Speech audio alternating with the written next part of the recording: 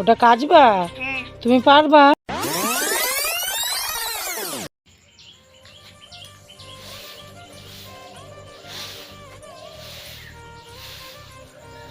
সকাল বন্ধুরা, তো আমি চলে এলাম আবার একটি নতুন ভিডিও নিয়ে।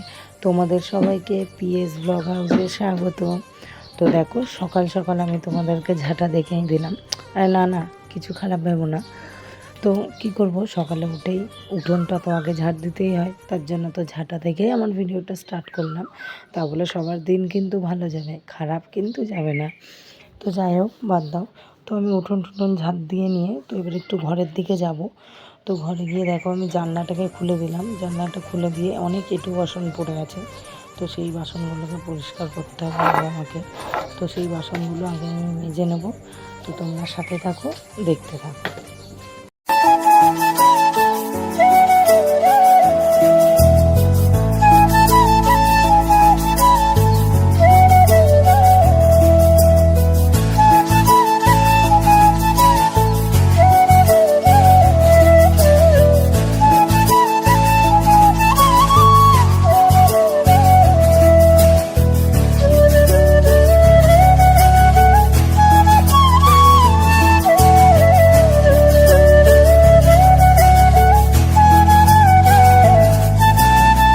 আমার বাসন মাজা হয়ে গেছে, এখন আমি গ্যাসটা জ্বালিয়ে ভাতটা বসিয়ে দেবো। তো এদিকে ভাত বসিয়ে দিয়ে আমি বাইরে সবজি কাটতে যাব। তো তোমরা সবাই জানো আমি ভাত বসিয়ে দিয়ে তারপরে সবজিটা কাটতে যাই, এতে সুবিধা হয়। তো দেখো, সবজির বাজার মেলে নিয়ে বসেছি। কালকে আমার বর নিয়ে এসেছিলো সবজি, তো আমি ঢেলে এখানে তো দেখো, আমি সবজি কাটতে বসে পড়েছি। তো প্রথমে আমি পুঁই শাক কেটে নেবো। যেহেতু প্রথমে শাক সবজিগুলো আগে কেটে নিলে ওগুলো ধুয়ে টুয়ে রেডি করে রাখলে তারপরে অন্য কাজ করা যায়। তো দেখো, এখন ভয়েস ওভার দিচ্ছি, তো এখনই পাখিগুলো কোকিলে ডাক আরম্ভ হয়ে গেছে। আর সকালে যখন ভিডিওগুলো বানাই তখন একটুখানি ডাক দিতে পারে না। তো যাই হোক, বাদ দাও। তো আমি এদিকে পুঁই শাকটা কেটে নিয়ে তো এখন যাব অন্য, দেখবো আর কি সবজি আছে, তো সেটা কাটা যাবে। ঠিক আছে, তো পরের সবজি কাটার সময় দেখা যাচ্ছে। এই দেখো, সে একটা গাছে আমাদের এঁচড় হয়েছিল, তো বাদবাকি এঁচড়গুলো সব একটা পচা এঁচড় আগের দিন দেখিয়েছিলাম। তো ওই গাছটা থেকে একটা এঁচড় কেটেছি। এঁচড়টা কেটে আজকে ভাবলাম যে রান্না করবো। তো দেখি এঁচড়টা, বাবা ভালোই কিন্তু সাদা বেরিয়েছে এঁচড়টা। তো যাই হোক, আমার এঁচড় খেতে খুব ভালো লাগে।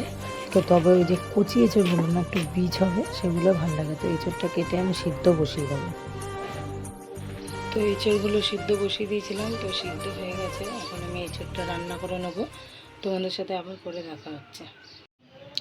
তো এখন 11টা বেজে গেছে, ছেলে এখনও ঘুম থেকে ওঠেনি। তো ভাবলাম বসে আছি, এদিকে কড়াইটা চাপিয়ে দিয়েছি দেখো রান্না করার জন্য। তো ভাবলাম যে বসে যখন আছি তাই একটু গল্প করে নিই। তো রান্নাবান্না হয়ে গেলে আবার আসবো, দেখি ছেলে কখন ওঠে। ছেলে ওঠার আগে সমস্ত রান্নাগুলো শেষ করে নিতে হবে, তারপরে বাদবাকি কাজগুলো করব। আর বর এখন বাগানের দিকে গেছে, তো বাগান থেকে আসলে তারপরে আবার দুপুরের খাওয়া দাওয়া আছে। ঠিক আছে, আবার পরে কথা বলছি। তো যে ঘুম থেকে উঠে গেছে, দেখো। গুড মর্নিং বলে দাও একটু। Good morning. বল, সবাই ভালো আছো? সবাই ভালো আছো? বল, আমি এখন উঠে গেছি ঘুম থেকে। আমি এখন ঘুম থেকে উঠে গেছি। বলো টাটা। টাটা। না, হয়ে গেছে, সব সাজিয়ে নিয়েছি দেখো। এখানে হচ্ছে ভাত, আর এই যে এঁচড়ের তরকারি, এখানে পটল ভাজা, এটা হচ্ছে উচ্ছে ভাজা, এদিকে পুঁই শাকের তরকারি, আর এটা আম দিয়ে টক ডাল। গরমকাল তো, তাই রোজই টক ডালই করতে হয়। জল চলে এসছে, তো এদিকে গামলা ঠামলা সব ভরা হয়ে গেছে। আর এদিকে এই যে এতগুলো জামা কাপড় বের করেছি, সব কাচবো। আর তোজো এই দেখো দাঁড়িয়ে আছে। তোজো, তুমি কি করবা? আমি একটু এটা কাটবো। ওটা কাচবা? হ্যাঁ। তুমি পারবা? হ্যাঁ। বাবা। তো আমার কাপড় কাচা হয়ে গেছে, তো এখন চলে এসেছিলাম ঘরটা ঝাড় দেওয়ার জন্য। ঘরটা অনেক নোংরা হয়েছিল, সকালে একবার ঝাড় দিয়েছি, তবু আর একবার ঝাড় দিয়ে নিলাম। যেহেতু সবাই হাঁটাহাঁটি করে, তো তাই অনেক নোংরা হয়ে যায়। তো ঘরটা ঝাড় দেওয়া হয়ে গেলে তারপরে আমি ঘরটা একটু মুছে নেব। তো তোমরা দেখতে থাকো আমার কাজগুলো।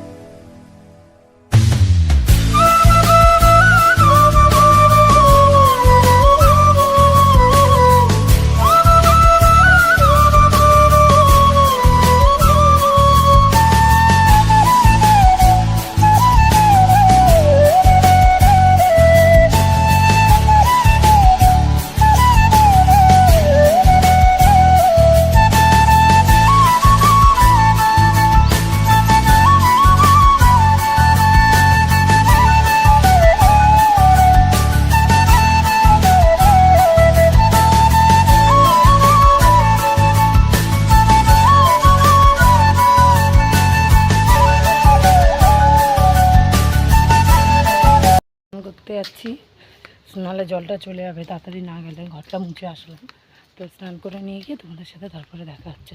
টাটা। তো আমি স্নান করে চলে এসেছি, এখন একটু মাথাটা আঁচড়ে নেবো, মাথাটা আঁচড়ে মুখে ক্রিম মেখে নেবো। তো ওই দেখো আমার বর চলে এসছে, তো আমাকে সে বলছে চিরুনিটা দে, সরি চিরুনিটা দাও আমার তাড়াতাড়ি। বলছে আমি দাঁড়াও না, তারপরে তুমি, আমি যখন বলছিলাম এখানে ভিডিও চলছে তুমি খালি গায়ে চলে আসছো, বলছো তো কী হয়েছে, আমি তো ব্যাটা ছেলে মানুষ নাকি। আমি বলছি ঠিক আছে, তো নিয়ে নিলে চলে আঁচড়ে নিলে, তো আমারও হয়ে গেছিলো, তো মাথা আঁচড়ানো হয়ে যাবে, তো লাগিয়ে তারপরে চলে গেছিলাম, যেহেতু পুজো দিতে হবে আমাকে, আবার ঠাকুরের বাসন ফাসন মাজা অনেক কিছু বাকি ছিল। তো আজকে চানটা করে বাসনটা মাজলাম, কারণ হচ্ছে তো বাসি কাজ বাজ করার পর তো নাইটে পাল্টেছিল, তো ওর জন্য করে নিই। তখন গা গিন গিন করছিলো, বলছিলাম আগে একটু স্নানটা করে নিই তারপরে অন্যটা লাগে। তো এখন আমি সিঁদুরটা পরে নিলাম, অনেকেই বলে খোলা চুলে সিঁদুর পরতে নেই, তার জন্য আমি আগে মাথাটা আঁচড়ে নিয়ে চুলে ক্লিপ দিয়ে তারপরে সিঁদুরটা পরে নিলাম। তো আমার হয়ে গেছে, তো এখন যাবো বাসন মাজতে। সাবানটা দেখছো, এই সাবানটা দিয়ে ঠাকুর বাসন মাজলে নাকি খুব সুন্দর পরিষ্কার হয়। তো আমি বাসনগুলো বার করে নিয়েছি, এবার মেজে দেখবো পরিষ্কার হয় কি না। দেখো আমার বাসন মাজা হয়ে গেছিলো, তো ওইদিকে আমার বর গেছিলো আমার শাশুড়িকে আনতে, মা অফিসে ছিল, তো দুপুরে খেতে চলে আসে বাড়িতে, আবার কোনো দিন আসেও না, তো আজকে চলে এসেছিলো, তাই আনতে গেছিলো। তো ছেলে দেখো কিরম উঠে গেছে। পানটা দিয়ে বাসনগুলো ধুয়েছি, মোটামুটি ভালোই পরিষ্কার হয়েছে। তো আমার একটু ভুল হয়েছিল, মানে ঠিকঠাক মতো জিনিসটা ব্যবহার করতে পারিনি, তো নেক্সট টাইম দিয়ে করবো, তখন আরও বেশি সুন্দর হবে। তাও মোটামুটি ভালোই হয়েছে। ঠিক আছে, সবার খাওয়া হয়ে গেছে, তো আমি এখন একা খেতে বসেছি, তো খেয়ে দেয়নি, তারপরে আবার দেখা হচ্ছে। তো হ্যালো ফ্রেন্ড, আমরা এখন ছাদে এসেছি, তো ছাদে যে জামা কাপড়গুলো মেলে দিয়ে গেছিলাম ওগুলো তুলবো। আর এইদিকে দেখো এই যে তোজো দাঁড়িয়ে, তোমরা জামা প্যান্টগুলো তুলে নিই, তোমরা দেখতে থাকো। তো আমি জামাগুলো কেচে 12:30 1টা নাগাদ মেলতে এসেছিলাম, তো এখন এসে দেখছি জামা প্যান্ট হাফ নিচেই পড়ে গেছে। তো এই জামা প্যান্টগুলো নিচ থেকে তোলা যে কত রিক্সের হয়ে যায়। তো দেখো আমার সাথে আমার ছেলেও নিচে ঝুঁকে যাচ্ছে, বাচ্চা মানুষ তো, ওকে বললেও শোনে না, তাও অনেকবার বারণ করলাম তুই ঝুঁকিস না নিচে, তুই সরে আয় আমাকে দেখতে দে, কিন্তু আমিও যতবার ঝুঁকছি ও ততবার ঝুঁকছে, ওর হাত ধরে সরিয়ে দিলেও সরে না। তো সব জায়গায় পড়ে গেছিলো, আর কিছু কিছু জামা প্যান্ট ভেজাও ছিল। তো আমাদের জামা প্যান্ট এই যে তোলা হয়ে গেছে, তো এখন আমরা নিচে নেমে যাচ্ছি। তো যে টাটা দিয়ে দাও। তো আজকের মতো ব্লগটা এখানেই শেষ করছি। অবশ্যই ভালো লাগলে লাইক শেয়ার কমেন্ট আর সাবস্ক্রাইব করবে। Tata, good night.